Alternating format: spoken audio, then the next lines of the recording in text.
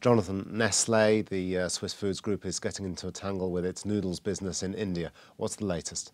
So, at the start of June, the authorities in India asserted that Maggi noodles, which are wildly popular in India, contained too much lead. Nestlé responded, no they don't, they're fine. But they did eventually agree to voluntarily withdraw the Maggi noodles from sale just before a court ordered them to do so. That decision has now actually been overturned in a subsequent court, but of course Nestlé has already had to push ahead with the recall. It's spent 66 million Swiss francs recalling and destroying hundreds of packs of noodles and generating a lot of negative press. Now, this is the kind of thing one would imagine a company like Nestlé would have a contingency plan for. Has it handled this situation well?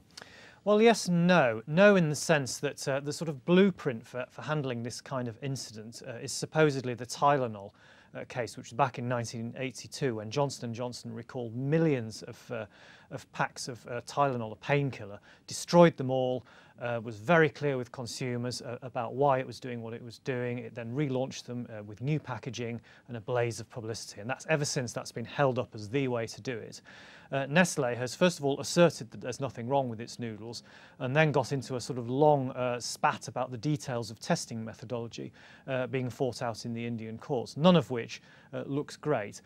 But it does appear that Nestlé has a point. Tests in lots of other countries have shown the noodles to be quite safe and well within legal limits. And there is a sort of sneaking suspicion that because it is a large Western conglomerate, it's kind of being picked on and made an example of.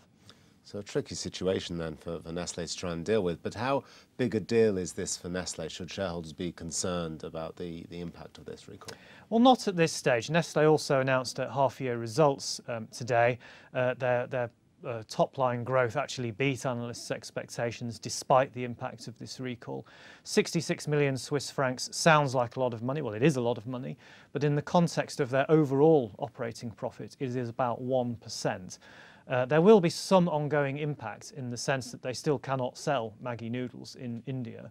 But then again, India, according to UBS, is only about 2% of group sales anyway.